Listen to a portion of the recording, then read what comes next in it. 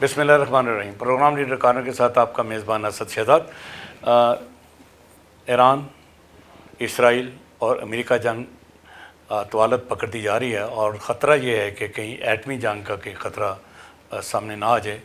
گو پاکستان ایک بہترین ثالثی کردار ادا کر رہا ہے، چین ثالثی کردار ادا کر رہا ہے، دوست ممالک ثالثی کردار ادا کر رہے ہیں، لیکن دکھ اس بات کا ہے کہ پاکستان اسلامی ممالک کی سب سے بڑی تنظیم OIC اس وقت مکمل اپنی زبان بند کی ہوئی ہے، اور وہ حکمران، اسلامی حکمران جن کو چاہیے تھا کہ وہ آج ایران کا ساتھ دیتے، وہ اپنی اناؤں میں ایران کو تنہا چھوڑ رکھا ہے۔ لیکن کچھ قوتیں پاکستان کو لے لیں، روس کو لے لیں، چین کو لے لیں، اور جو اللہ تعالیٰ کی غیبی مدد بھی ہے ایرانی قوم کو، اور اس نے ایک سپر پاور کو کم از کم اتنا نیچے گرا دیا ہے کہ وہ مایوسی میں اس طرح کے بیانات دے رہے ہیں کہ جنگ ایران ہار چکا ہے جبکہ ایران جنگ جیت چکا ہے۔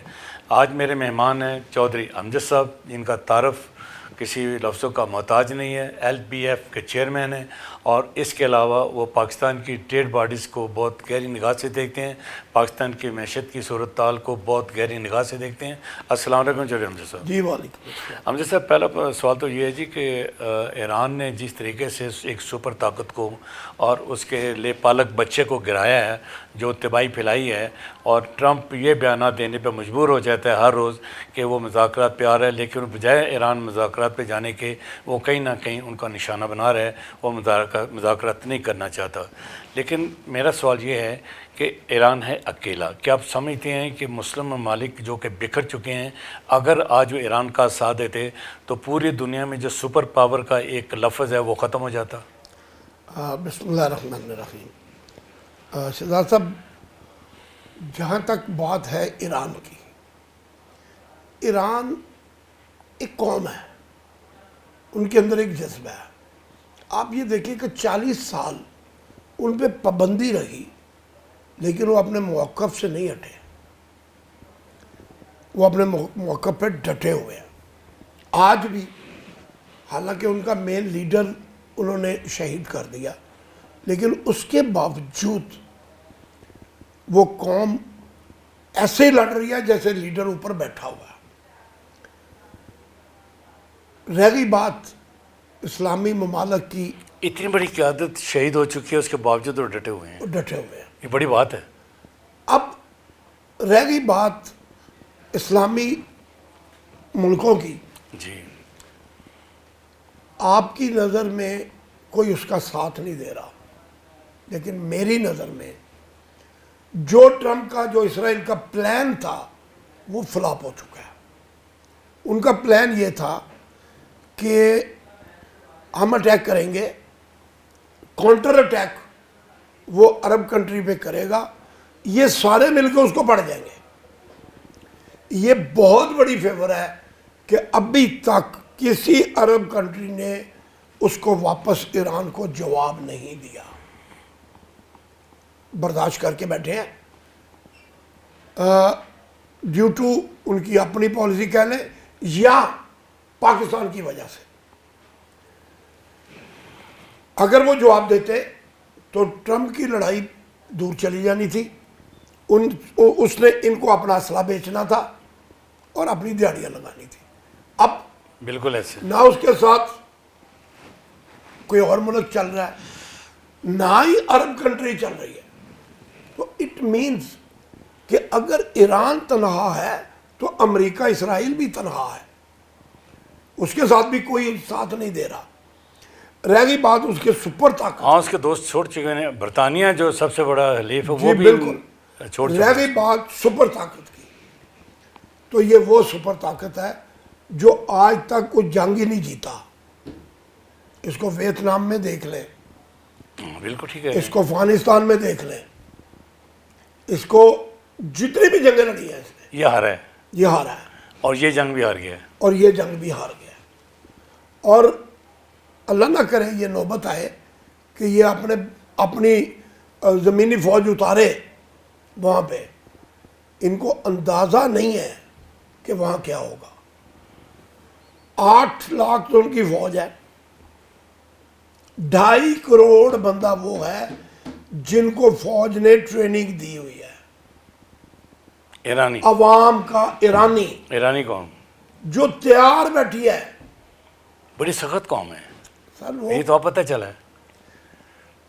شیعہ ہے ہی سخت، جن کی ابتدا چھریوں سے ماتم کرنے میں ہو. دیکھیں نا، واہ جی واہ. جو ہاتھوں سے پیٹتے ہیں اپنے آپ کو، ماتم کرتے ہیں، یزیدیت کی تباہی ہے. تو وہ مجھے بتائیں کہ وہ امریکہ سے یا کسی سے کیسے ڈریں گے؟ وہ قوم اور قوم ہے. ہم جب کدھر دیکھ رہے ہیں جنگ کو جاتے ہوئے؟ کیا ہوگا؟ جنگ ابھی چلے گی جی، میری نظر میں یہ 15-20 دن اور چلے گی میرے تجزیے کے مطابق، کیونکہ ابھی تو مذاکرات شروع ہی نہیں ہوئے.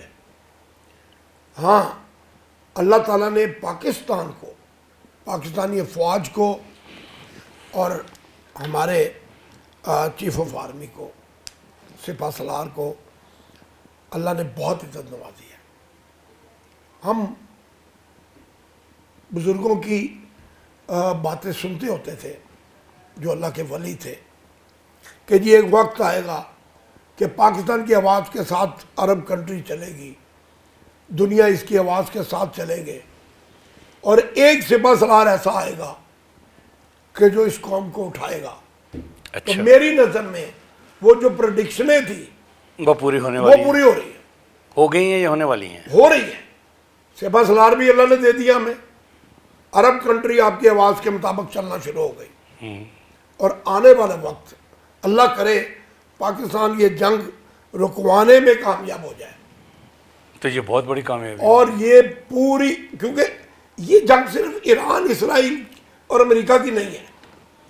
یہ جنگ جو ہے یہ اس نے پوری دنیا کو اپنے لپیٹے میں لے لیا. کوئی ملک ایسا نہیں جہاں پہ مہنگائی کی لڑائی نہ ہو رہی ہو. میاں صاحب، افسر صاحب، میرے یہاں پہ سوال پیدا ہوتا ہے کہ انڈیا میں بہت چیخیں نکل رہی ہیں، اور ان کے وزیر خارجہ نے بغض پاکستان میں یہاں تک کہہ دیا کہ پاکستانی دلال قوم ہے. اس کے بارے میں آپ کیا جواب دینا چاہتے ہیں؟ بات یہ ہے کہ اگر پاکستان دلال قوم ہے، ہمارے تو مذہب میں ہے صلح رحمی. ٹھیک ہے، ٹھیک ہے. ہمیں تو اللہ تعالیٰ اس کا بہت بڑا اجر دیتا ہے اگر ہم دو لوگوں میں صلح کرا دیں. جی ٹھیک کہہ رہے ہیں آپ. ٹھیک ہے. ٹھیک ہے. بات یہ ہے جو دلال ہوتا ہے وہی کہتا ہے دوسروں کو وہ دلال ہے. ٹھیک ہے. انڈیا کئی معاملوں میں جاتا رہا صلح کرانے کے لیے. کیا انڈیا بھی دلال تھا؟ یہ وہ لوگ ہیں جو چھوٹی چھوٹی بچیاں دبئی، ان ملکوں میں سمجھ، آپ ان کی مووی دیکھیں نا، اس میں مین جو باتیں ہوتی ہیں وہ یہی ہوتی ہیں تباہی ہے کہ جی بچیوں کو اغوا کیا، بچیوں کو خریدا اور باہر ایکسپورٹ کر دیا. ٹھیک کہہ رہے ہیں. تو دلال ہم نہیں، دلال انڈیا ہے. دلال انڈیا ہے.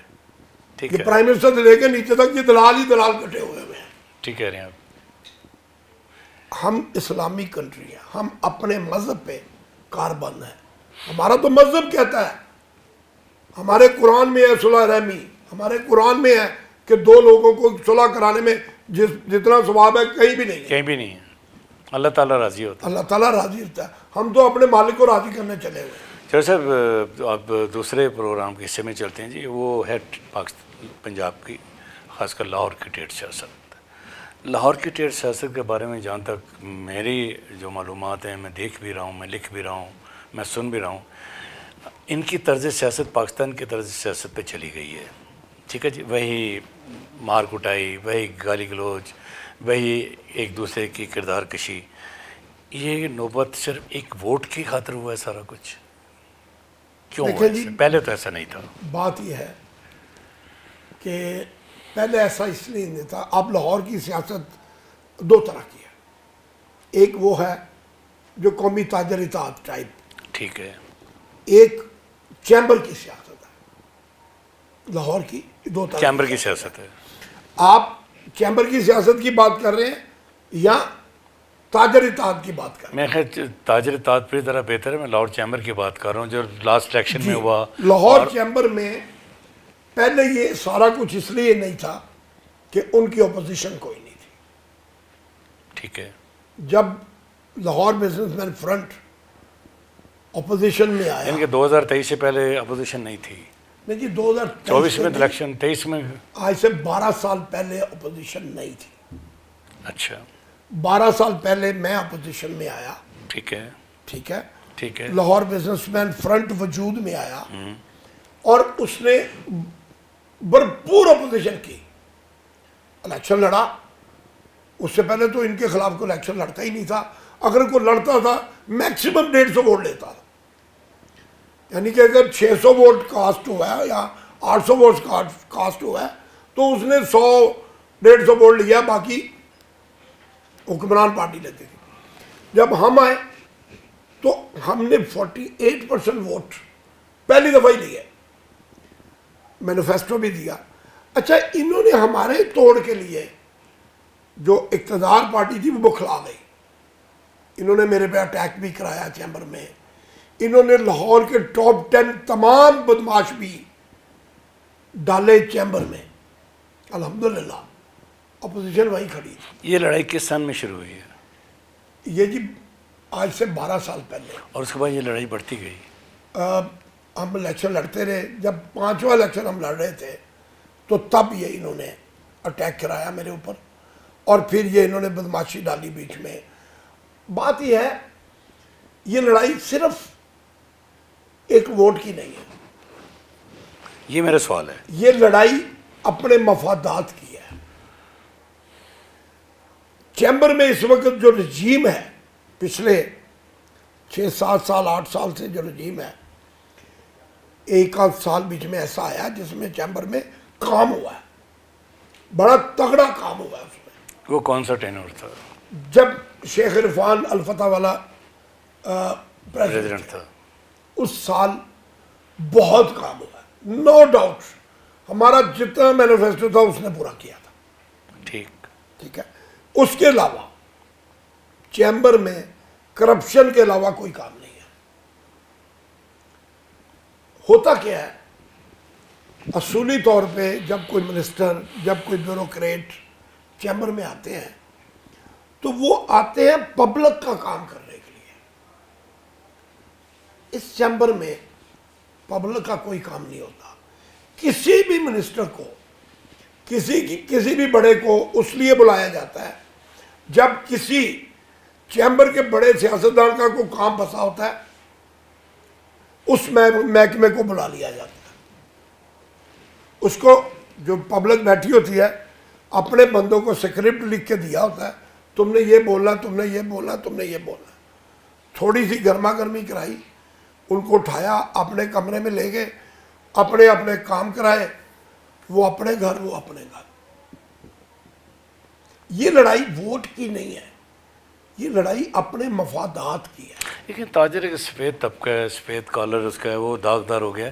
کس طرح آپ سمجھتے ہیں کہ یہ متحد ہو جائیں، اکٹھے ہو جائیں اور یہ لڑائیاں ختم ہونی چاہیے؟ آپ کے ذہن میں کوئی تجاویز ہے؟ دیکھیں جی بات یہ ہے کہ جب تک تاجر ہو یا سیاستدان ہو ذات کو نفی نہیں کرے گا اتنی دیر تک، یا فوٹو سیشن سے باہر نہیں نکلے گا اتنی دیر تک یہ تاجر کٹھے. اچھا جیسے ایک سوال یہ بھی ہے کہ پہلے آپ کے پاس 2 گروپ تھے، وہ بڑے عرصہ انہوں نے حکومت کی، پیاف تھی اور فاؤنڈر تھی. جی.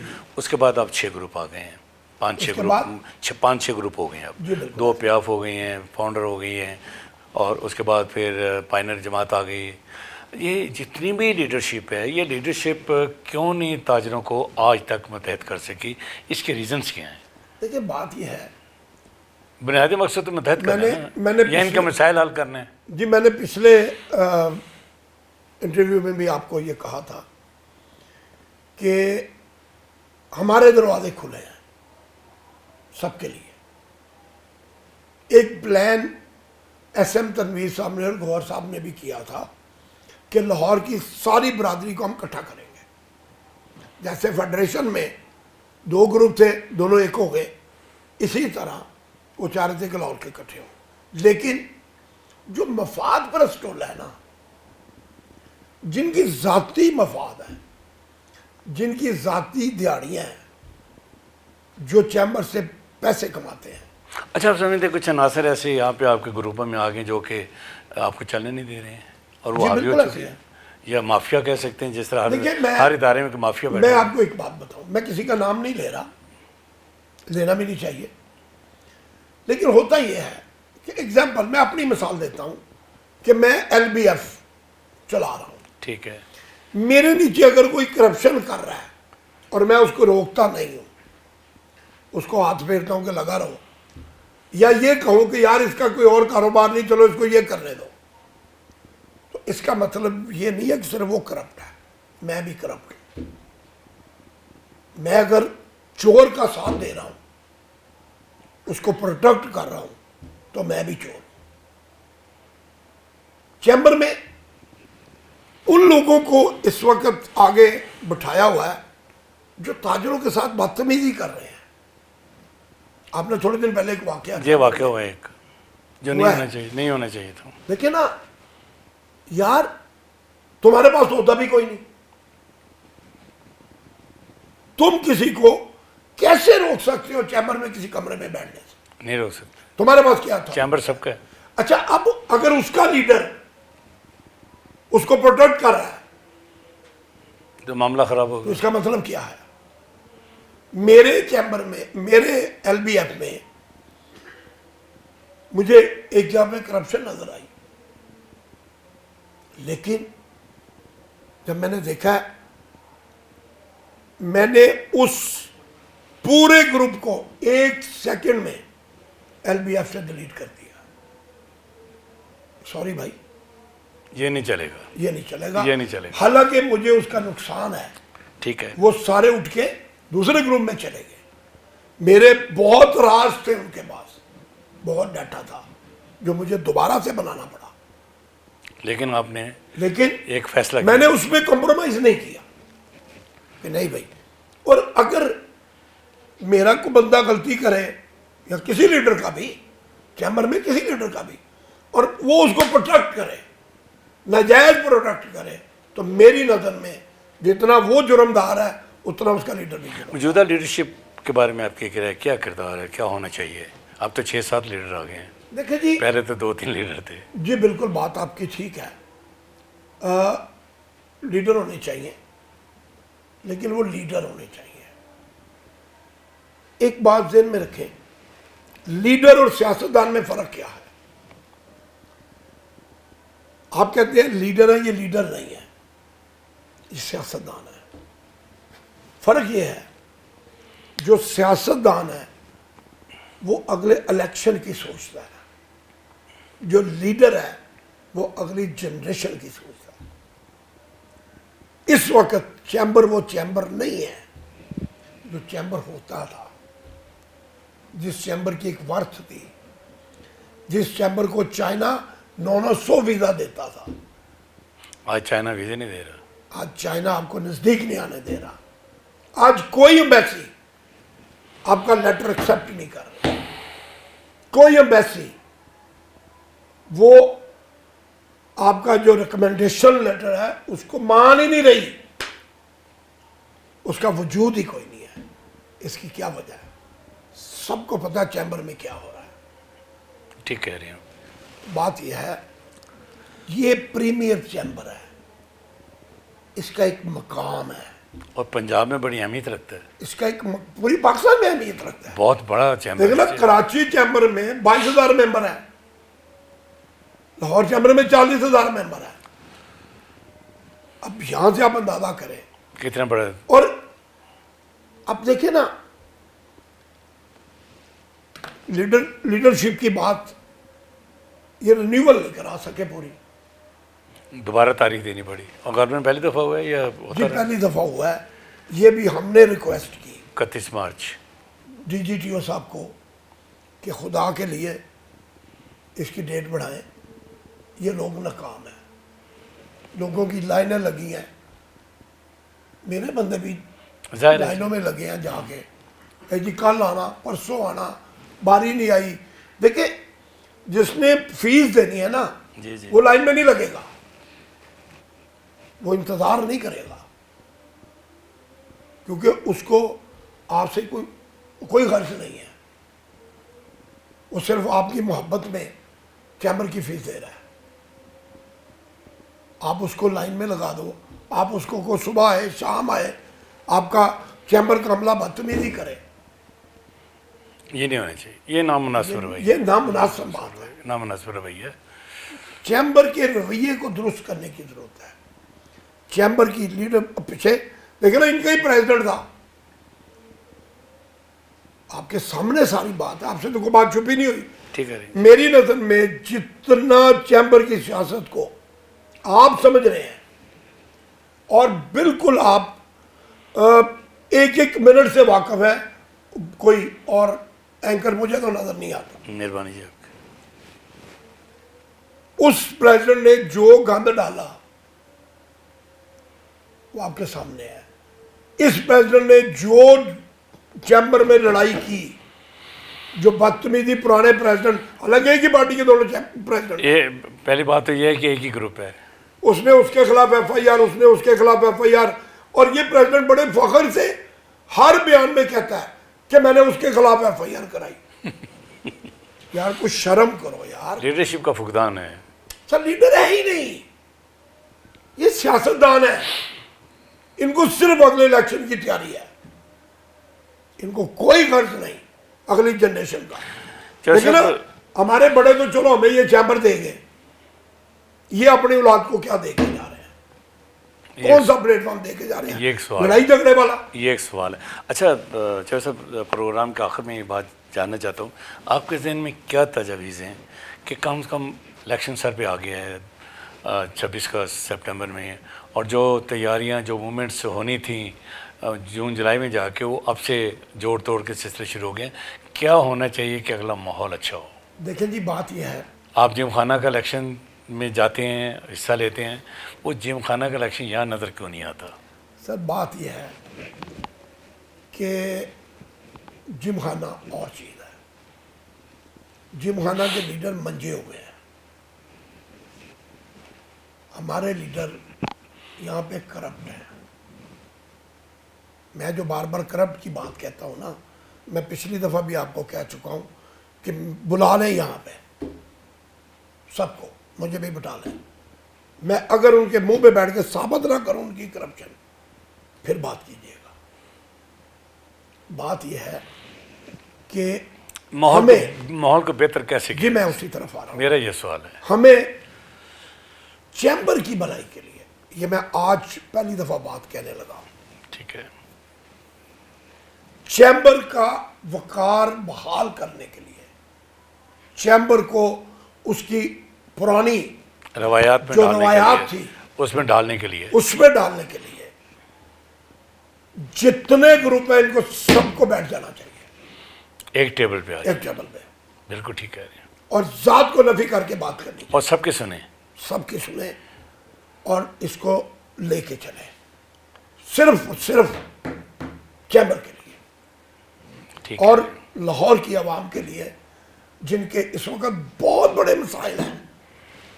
لڑائی بڑھ رہی ہے, مسائل تو خیر سر مسائل بہت کی پیچھے طرف تو چلے. دیکھ ہی نہیں رہے نا, یہ مسائل ہیں بھی کیا, سر مسائل کی طرف تو دیکھ ہی نہیں رہے. دیکھیں نا اندرون شہر پورا انہوں نے توڑ دیا, کیا کیا چیمبر نے؟ آپ کی ڈرائی پورٹیں بند کرنے جا رہے ہیں. چیمبر کیا کر رہا ہے؟ چیمبر کیا کر رہا ہے پتہ ہی نہیں چیمبر کو. کوئی اعلان نہیں, کوئی اسٹرائک سر نہیں, کوئی مطالبہ اعلان نہیں, چھوڑے, اسٹرائک چھوڑے, کوئی مطالبہ نہیں. سر اعلان اسٹرائک چھوڑے, یہ تو کسی سے بات کرنے کے لیے تیار نہیں ہے. ہم نے چیمبر بنایا نا, ایک مثال دے رہا ہوں, Lahore chamber small trader small industry, 2 problem ہمارے تک آئے, ود ان 3 ڈے ان کو حل کرایا. ایک کلیکٹر صاحب لاہور آ کے ایسے لگ گئے کہ ہر امپورٹر کو, ہر بزنس مین کو تم ملزم ہو, تمہیں اندر کر دوں گا, تمہیں ہاتھ کڑی لگا دوں گا, اس طرح کی باتیں. تمام امپورٹر لاہور سے بھاگ گئے, جائز ناجائز سب کو. دیکھیں میں کہتا ہوں جو غلط کرتا ہے اس کو پھانسی لگا دو, لیکن جو صحیح کر رہا ہے یار اس کو تو کام اس کی تو قدر کرو، اس کو کام کرنے دیں، جو کروڑوں روپے ٹیکس دے رہا ہے آپ کو یار، اس کو سنیں، اس کو تو سنیں۔ نہیں سننا چاہیے۔ آپ کہیں جی باہر کھڑے رہو، بیوروکریٹ کا کیا کام ہے کہ کسی بزنس مین کو، کسی ٹیکس گزار کو باہر کھڑا کر دیں؟ بالکل، وہ تو ملازم ہے۔ منسٹر فنانس فیڈریشن میں آئے، ان رائٹنگ میں نے ان کو کمپلین کی، ان رائٹنگ، سامنے بیٹھا ممبر صاحب، میرے سامنے چیف کلیکٹر بیٹھے گا، نہیں ڈرا۔ اس کا کیا رزلٹ ہوا؟ ودن 3 day اس کی انکوائری کر کے اس کو ٹرانسفر کر دیا گیا۔ یہ فیصلے ہوتے ہیں نا۔ ایئرپورٹ پہ ایک ایکسٹرا ٹیکس لگا دیا گیا، ایک ایئر لائن نے، ایئر لائن کے آگے کانٹریکٹ ہوتے ہیں، انہوں نے سب سے پہلا لیٹر ہم نے دیا، ہمارے بندوں نے جا کے میٹنگ کی، اس کو ہائی لائٹ کیا، فیڈریشن نے اس کو پک کیا، ہم نے اسٹرائک کا اعلان کیا، ودن 3 day سب کچھ واپس ہو گیا۔ کام ایسے ہوتے ہیں۔ چودھری صاحب، آپ نے بڑی اچھی باتیں کی، آپ نے ایران، امریکہ اور اسرائیل جنگ کے بارے میں بڑی اچھی باتیں کی، پاکستان کی سفارتکاری میں بڑی اچھی باتیں کی، اور سب سے بڑی بات ہے کہ آپ کا یہ کہنا کہ اگر تاجروں کے مسائل حل کرنے ہیں، اگر تاجروں کے اختلافات ختم کرنے ہیں تو پھر سب کو متحد ہو کے ایک ٹیبل پہ آنا پڑے گا۔ امجد صاحب، آپ کی آمد کا بہت شکریہ۔ اسی بات کے ساتھ اجازت دیجیے، اللہ حافظ۔